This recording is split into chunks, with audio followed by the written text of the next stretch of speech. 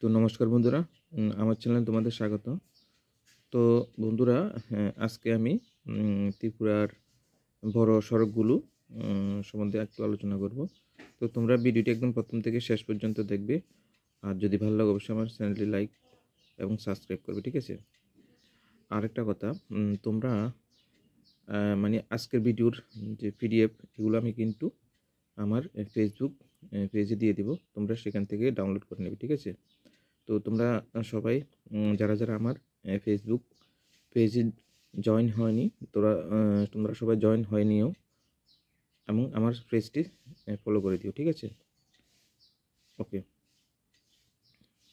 প্রথম হলো দেখো আগরতলা সাবরুম রুট, যেটা বর্তমানে এখন NS 8 রুট নামে আমরা জানি।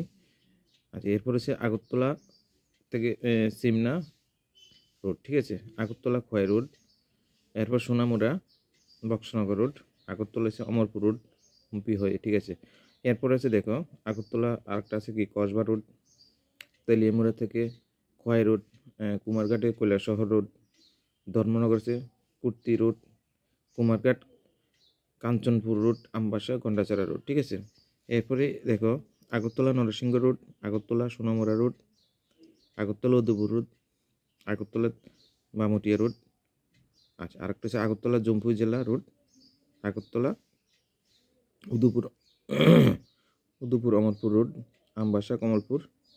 এরপর আছে কি ধর্মনগর কৈলাসহর, এরপর আছে ধর্মনগর কাঞ্চনপুর রোড, এরপরে আছে দেখো উদয়পুর বিলোনিয়া রোড, খোয়াই আসারামবাড়ি রোড।